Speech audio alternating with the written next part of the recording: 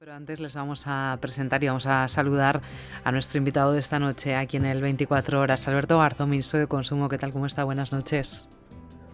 ¿Qué tal? Buenas noches, muchas gracias. Hoy han escuchado, lo escuchábamos también aquí en el informativo a Volodymyr Zelensky. ¿Qué sensaciones le ha dejado esa intervención? Bueno, lo primero es la sensación de estar viviendo un momento verdaderamente histórico y es que te encuentres ante el presidente de un país compareciendo por videoconferencia, pero no por los motivos por los que se han extendido las videoconferencias los últimos años a raíz de la pandemia, sino porque su país está siendo gravemente invadido y necesita una protección y desde luego el estar allí. Y desde luego lo que ha trasladado ha sido el mensaje de sufrimiento del pueblo ucraniano frente a la agresión imperialista que está realizando Rusia y que cada vez nos está dejando estampas pues, de las matanzas más preocupantes y de la vulneración ya no solo del derecho internacional, elemento que se puso de manifiesto en el primer momento que se produjo la agresión, sino también de la vulneración de los derechos humanos y prácticamente de cualquier elemento de humanidad en una situación como esta. Zelensky aludía al bombardeo de Guernica en el 37 durante la Guerra Civil. ¿Cómo han reaccionado ustedes al escuchar esto? ¿Lo esperaban? Bueno, lo cierto es que sabíamos que Zelensky cada vez que hacía una comparecencia en los diferentes parlamentos de distintos países en los que ha participado, hacía alguna referencia histórica a la historia de esos países. Entonces esperábamos que hubiera alguna referencia y era posible que utilizara una tan conocida como la de Guernica, que fue popularizada y conocida internacionalmente gracias al trabajo del malagueño pintor Pablo Picasso. Entonces entendíamos que aquella obra que hizo Picasso, que referenciaba aquella matanza que se produjo en nuestro país en el marco de la guerra civil por parte del ejército franquista y de sus aliados, los fascistas alemanes y los italianos, era una expresión de lo peor de las guerras, en este caso además dirigidos contra la población civil y además también, por cierto, negado por parte de los que fueron los artífices, que negaron que fueran ellos en el primer momento los responsables, algo similar a lo que está sucediendo con la última matanza de Bucha, en la que estamos conociendo cada vez más información, pero ante la que el agresor niega también su responsabilidad. Creo que ha sido una analogía histórica buscada de manera muy precisa por el presidente ucraniano. Hemos visto que el secretario de Estado para la Agenda 2030, que el secretario general del Partido Comunista, Enrique Santiago, no se levantaba a la hora de recibir a Zelensky en el hemiciclo. Tampoco lo han hecho los diputados de CUP y BNG. ¿Cómo han interpretado eso? Bueno, la verdad es que no tenía esa información. Nosotros, todo el grupo parlamentario, toda la gente, especialmente pues Unidas Podemos, Izquierda Unida, lo que manifestamos es un respeto institucional siempre a cualquier dirigente internacional y eso también tiene que ver con la comunicación no verbal y al mismo tiempo, en este caso, pues como decía, porque se trata de una situación muy dramática que necesita que tengan la solidaridad, la empatía y que empujemos en la dirección de encontrar un diálogo que nos lleve a la paz y que acabe con esta invasión y con esta guerra. Desde Izquierda Unida, en un comunicado que hemos conocido, ustedes son críticos con Zelensky en algunas cuestiones, por ejemplo, suprimir la actividad de 11 partidos políticos que según ustedes, vulneran los derechos civiles del pueblo ucraniano, también la ilegalización del Partido Comunista, el ataque a sindicatos iniciado por Poroshenko. Dicen que estos gestos antidemocráticos son inaceptables, ¿no?, en un país aspirante a la Unión Europea. Bueno, es que evidentemente cuando nos enfrentamos a una situación como esta, que nos lleva a una especie de situación de excepción, a veces se aprovecha para tomar determinadas medidas que en realidad vulneran los derechos humanos y cuando un país prohíbe a más de una decena de partidos políticos legales hasta ese momento y que en última instancia están participando de una representación, de una democracia representativa como era la ucraniana o como es la nuestra, desde luego lo que hay que hacer es criticar ese tipo de medida. Porque al final lo que con acierto decía el propio Zelensky, la agresión rusa lo que está atacando también es a una determinada concepción de la democracia. Por lo tanto, es más importante que nunca preservar esa democracia y esos valores que la fundamentan. Si con motivo de esa agresión lo que se aprovecha es razones para cercenar determinadas voces que pueden ser críticas con la posición del gobierno en tiempos anteriores, se está cometiendo, en mi opinión, un error que hay que señalar porque efectivamente creo que lo que tenemos que construir son democracias más fuertes y no democracias más frágiles.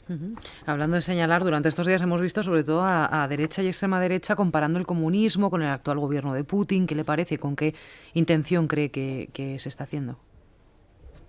Bueno, aquí la extrema derecha tiene un problema muy serio y es que durante muchos años ha sido la principal aliada de Putin. Y Putin, por cierto, el principal aliado y en muchos casos incluso a través de redes de financiación fundando y ayudando y sosteniendo financieramente a estas extremas derechas europeas, entre ellas pues la italiana, la francesa y también la española a través de determinadas organizaciones. Y ahora de repente se dan cuenta de que Putin lo que ha iniciado ha sido una invasión con unos resultados que estamos viendo en este momento y que no cuentan con el apoyo de la población occidental, que muy al contrario, con toda naturalidad se revuelve frente a este tipo de aventuras y de acciones. Y en este momento la ultraderecha se encuentra ante una grave contradicción.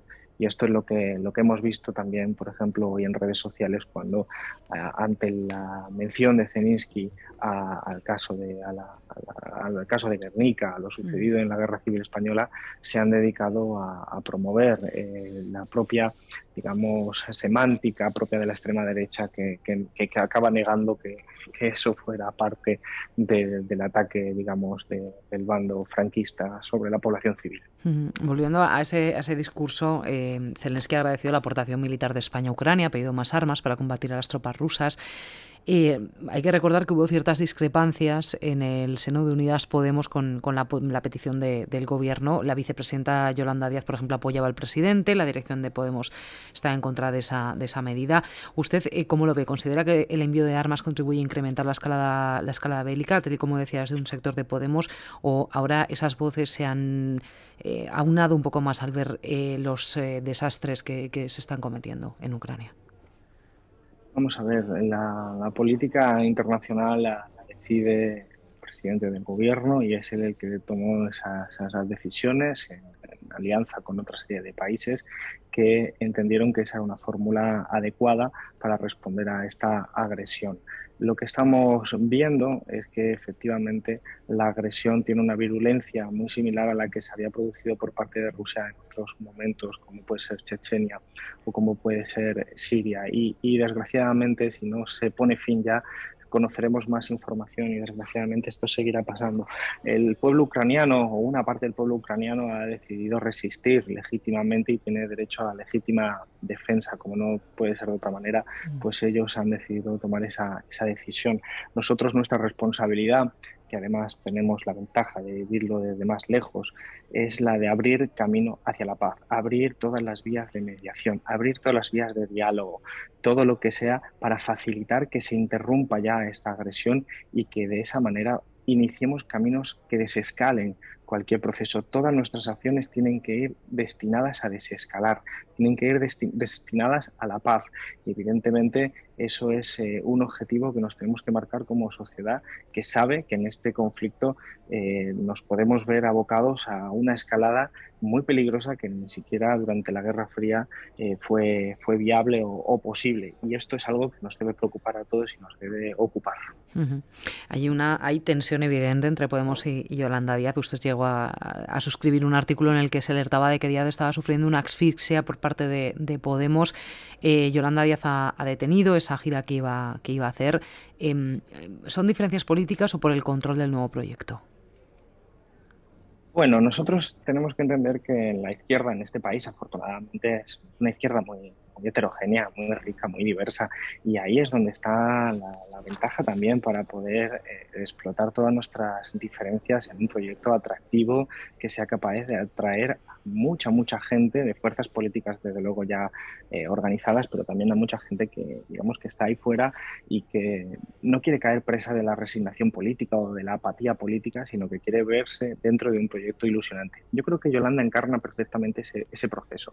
Puede ser la persona que ahora mismo se encuentre ante la mejor valoración ciudadana, incluso no solo diría de la izquierda, por el trabajo y que está realizando al frente del Ministerio de Trabajo. Hay que poner, por ejemplo, de relieve solo un dato, porque habría muchísimos. Lo conocido hace unos días, los contratos realizados mensualmente han superado ya el 30% de los contratos de carácter indefinido, frente a una media histórica que no llegaba ni al 10%. Ese tipo de acciones, que las demuestra con hechos, el trabajo de Yolanda al frente del Ministerio de Trabajo, está permitiendo que pueda encarnar un proyecto que naturalmente va a tener voces diversas. Y esto es algo que hay que naturalizar. La izquierda es más bien las izquierdas, y en ese sentido yo creo que estamos todos de acuerdo, al menos en una serie de elementos comunes, y uno de ellos es que Yolanda puede encabezar y puede encarnar ese proceso que sume a más gente y que nos permita a este espacio político que estamos construyendo y nos permita pues poder tener más fuerza para seguir aplicando políticas que mejoren la vida de las familias trabajadoras. Yo, por lo tanto, siempre tiendo a poner el acento en lo que nos une, porque poner acento en lo que nos separa es algo que es relativamente sencillo, porque somos organizaciones distintas. Si pensáramos exactamente igual, perteneceríamos a la misma organización. Aquí de lo que se trata es de encontrar sinergias, espacios de colaboración y ver en la diversidad una ventaja y no un obstáculo. Uh-huh. Ahora vamos a hablar de las consecuencias económicas de la guerra en Ucrania, que va también en la línea del trabajo de su ministerio, pero antes, ¿qué le ha parecido esa referencia de Zelensky a esas tres empresas o patronales, a Porcelanosa, a Maxam y a la patronal Sercove, que ha sido tan polémica? Bueno, lo cierto es que esa es una parte que no nos esperábamos, al menos en la precisión, porque no disponemos, al menos yo no dispongo de datos que puedan corroborar que esa información es cierta. Antes de eso, lo que ha agradecido es a muchas otras empresas españolas que han interrumpido su actividad en Rusia. Y yo creo que al final lo que hay que comprender es que estamos hablando de una persona que ha pedido ayuda a diferentes dimensiones, y una de esas ayudas se las está pidiendo al tejido productivo para que interrumpa la economía rusa, pensando que de esa manera Rusia tendrá más incentivos para la paz, de la misma manera que ha pedido a los estados pues también un compromiso de interrupción de los flujos energéticos, también para facilitar que haya un proceso de diálogo, de negociación y de paz.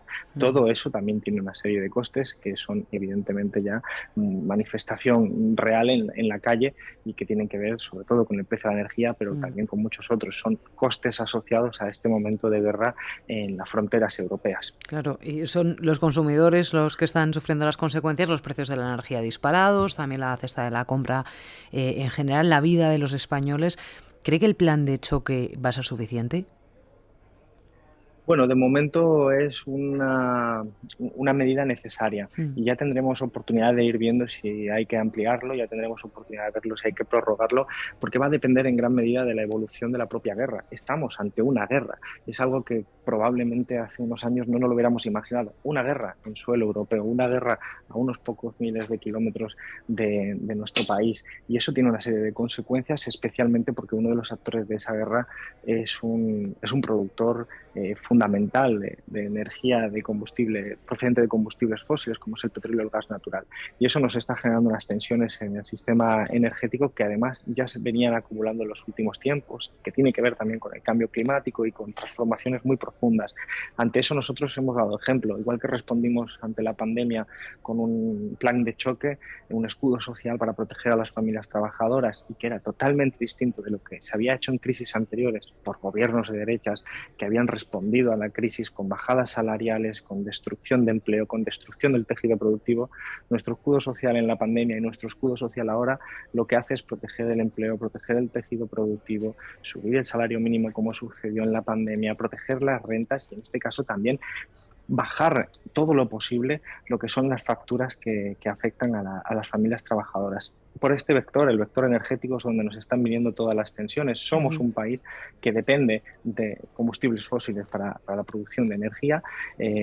Probablemente no dependemos tanto como otros países del norte o del este europeos, que dependen directamente de Rusia, pero en última instancia sufrimos eso. Y lo que hemos propuesto a la Comisión Europea es una medida para que podamos minimizar absolutamente el impacto a través de una reforma del sistema de asignación de los precios, para que al final, y este es el resultado de todas esas consideraciones técnicas, las familias trabajadoras vean que sus facturas del día a día pues no son tan elevadas como estaban siendo a raíz de estas tensiones. Y ahí el gobierno, yo creo que estamos haciendo un esfuerzo que merece ser reconocido y que naturalmente tiene que tener un seguimiento para ver si debe actualizarse o modificarse en algún momento.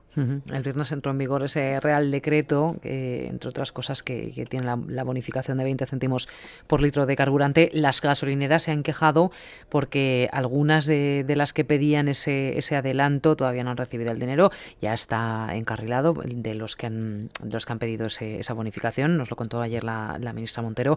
Usted ha pedido a las comunidades que sean vigilantes, que vigilen a las empresas de hidrocarburos para que cumplan con sus compromisos. ¿Qué mecanismos tienen para poder hacerlo? Tienen la vigilancia y la supervisión y la posibilidad de mandar inspectores para que eso se esté produciendo. Al final lo que necesitamos es que la gente tenga acceso a estos bienes que son de necesidad, porque es lo que la gente utiliza, dado el sistema de movilidad actual. La gente utiliza su transporte para ir al trabajo, cuando hablamos de ciudadanos o de los transportistas para realizar su propio trabajo profesional. Necesitamos que vean que hay un esfuerzo, porque de esa manera van a tener un abaratamiento, y necesitamos que ese esfuerzo, que es un esfuerzo que hace toda la ciudadanía, porque al final esto, el Estado somos todos, no se vaya a los beneficios empresariales sencillamente porque las empresas decidan subir los márgenes de beneficio y el coste siga siendo el mismo, pero sea el Estado el que está proporcionándole un dinero adicional a las petroleras. Y esto es lo que nosotros estamos tratando de facilitar. Efectivamente, la ministra de Hacienda ha puesto ya en marcha el mecanismo de anticipos. Yo creo que todas las gasolineras saben ya perfectamente que ellas no van a tener ningún tipo de coste, y esto es un proceso verdaderamente novedoso que ponemos en marcha para facilitar la vida un poquito más, incluso en estas condiciones tan difíciles. En algunas estaciones de servicio ya vimos la semana pasada como antes de que entrara en vigor el decreto se subían, son residuales efectivamente, pero subían precios para que la bonificación no les afectase tanto. A mí me lo contaba, por ejemplo, un taxista este fin de semana en Madrid mismo, que una gasolinera del Extrarradio que se había dado cuenta de que había subido el precio mucho. ¿Tienen denuncias al respecto ya? Al principio hubo muchas denuncias porque este es un proceso que suele ocurrir en determinados mercados. Por eso cuando la derecha dice la solución es bajar impuestos, muchas veces la ciencia económica ha demostrado a través de la evidencia empírica que las bajadas de impuestos no se transforman necesariamente en bajada de precios, porque lo que ocurre muchas veces es que las empresas ven la oportunidad de elevar sus márgenes empresariales. Y para que esto no suceda y para que efectivamente la medida de un gobierno sea efectiva en el objetivo que persigue, que en este caso es bajar la factura, hay que diseñarlo muy bien. Y esto es lo que hemos hecho con las gasolineras, con un diseño totalmente innovador que tiene que ver con el anticipo, para que las gasolineras, los dueños de las gasolineras, no se vean afectados, pero que al final sea el consumidor final, el transportista o el ciudadano de a pie, en este caso de a coche, que el que se beneficia y tiene esa bonificación que le permite tener un mayor alivio del que tendría si no hubiéramos tomado esta medida, y al mismo tiempo que vamos corrigiendo pues todo lo que es el problema estructural, ¿no? Tiene que ver con la dependencia energética, tiene que ver con el sistema de asignación de precios en el caso del mercado mayorista para las facturas, digamos, de la luz, en el caso de las viviendas de las familias trabajadoras, y también naturalmente pues tratando de trabajar con lo que hacíamos las reflexiones al principio. Cuanto antes consigamos la paz, no solo evitaremos las muertes que está produciendo esta guerra, sino que al mismo tiempo pues volveremos a una cierta normalización de los flujos comerciales y poder trabajar sobre otra serie de retos absolutamente urgentes como son los ecológicos en un escenario mucho más facilitador. Estas semanas, ministro, hemos visto como algunos países como Francia pedían a sus ciudadanos bajar un par de grados la calefacción para reducir el consumo de energía. También lo propuso el jefe de la diplomacia europea, Josep Borrell. ¿Por qué desde España no se ha impulsado un mensaje en ese sentido? Bueno, hay que entender que la situación en este momento de España es de una dependencia energética de combustibles fósiles, pero nosotros no dependemos tanto de Rusia. Nosotros tenemos otra serie de proveedores, como puede ser, por ejemplo, Argelia.